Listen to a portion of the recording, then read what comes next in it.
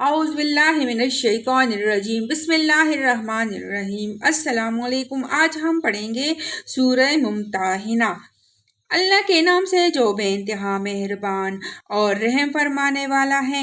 اے لوگو جو ایمان لائے ہو، اگر تم میری راہ میں جہاد کرنے کے لیے اور میری رضا جوئی کی خاطر وطن چھوڑ کر گھروں سے نکلے ہو تو میرے اور اپنے دشمن کو دوست نہ بناؤ۔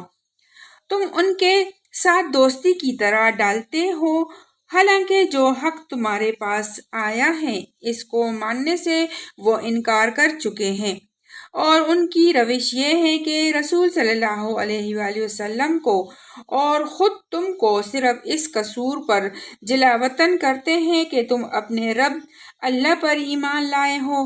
تم چھپا کر ان کو دوستانہ پیغام بھیجتے ہو، حالانکہ جو کچھ تم چھپا کر کرتے ہو اور جو علانیہ کرتے ہو ہر چیز کو میں خوب جانتا ہوں۔ جو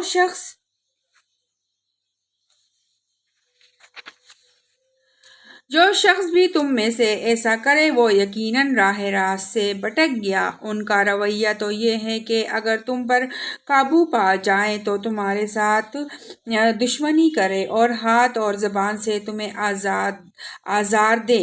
وہ تو یہ چاہتے ہیں کہ تم کسی طرح کافر ہو جاؤ۔ قیامت کے دن نہ تمہاری رشتہ داریاں کسی کام آئے گی نہ تمہاری اولاد۔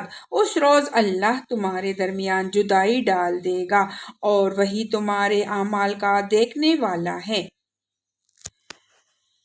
تم لوگوں کے لیے ابراہیم اور اس کے ساتھیوں میں ایک اچھا نمونہ ہے کہ انہوں نے اپنی قوم سے صاف کہہ دیا، ہم تم سے اور تمہارے ان معبودوں سے جن کو تم خدا کو چھوڑ کر پوجتے ہو قطعی بیزار ہیں۔ ہم نے تم سے کفر کیا اور ہمارے اور تمہارے درمیان ہمیشہ کے لیے عداوت ہو گئی اور بیر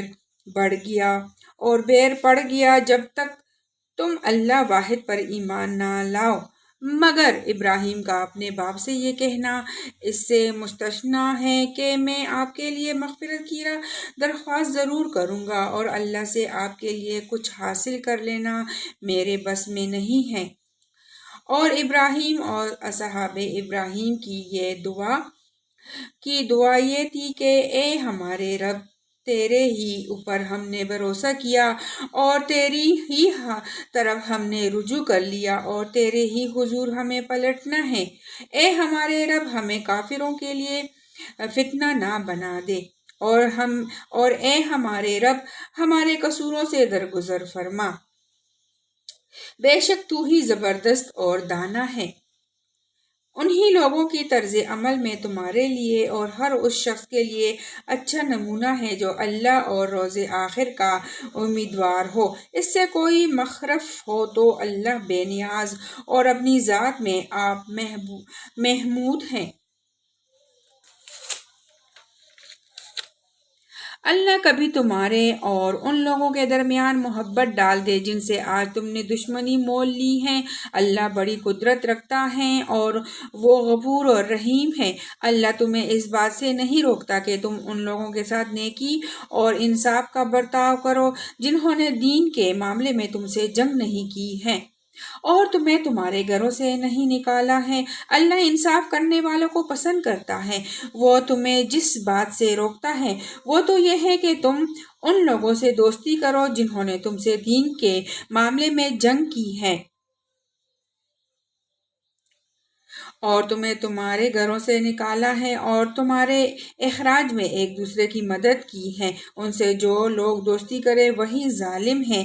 اے لوگو جو ایمان لائے ہو، جب مومن عورتیں ہجرت کر کے تمہارے پاس آئیں تو ان کے مومن ہونے کی جانچ پڑتال کر لو، اور ان کے ایمان کی حقیقت تو اللہ ہی بہتر جانتا ہے۔ پھر جب تمہیں معلوم ہو جائے کہ وہ مومن ہے تو انہیں کفار کی طرف واپس نہ کرو، نہ وہ کفار کے لیے حلال ہے اور نہ کفار ان کے لیے حلال۔ ان کے کافر شوہروں نے جو مہر ان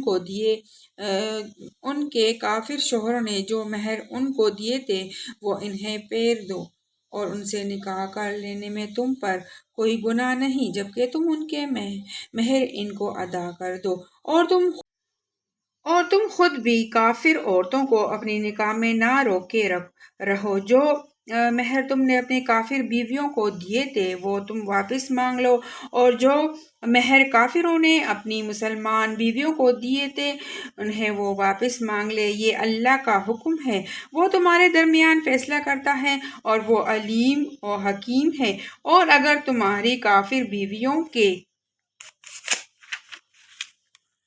مہروں میں سے کچھ تمہیں کفار سے واپس نہ ملے اور پھر تمہاری نوبت آئے تو جن لوگوں کی بیویاں ادھر رہ گئی ہیں ان کو اتنی رقم ادا کر دو جو ان کے دیے ہوئے مہروں کے برابر ہو، اور اس خدا سے ڈرتے رہو جس پر تم ایمان لائے ہو۔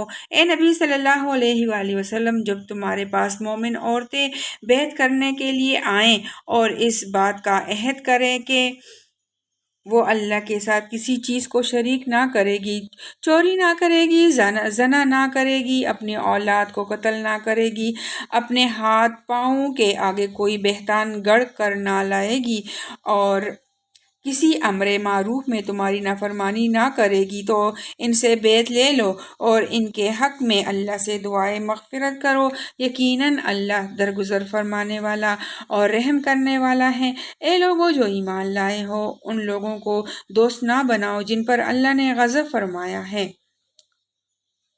جو آخرت سے اسی طرح مایوس ہے جس طرح قبروں میں پڑے ہوئے کافر مایوس ہیں۔ صدق اللہ العظیم۔ اللہ تعالیٰ ہمیں قرآن پڑھنے اور سمجھنے کی توفیق عطا فرمائے، اور جو قرآن ہم نے پڑھا ہے اور جو ہم نے سنا ہے یہ ہمارے حق میں بہتر فرمائے اور ہمیں اس کا اجر عطا فرمائے۔ آمین ثم آمین یا رب العالمین۔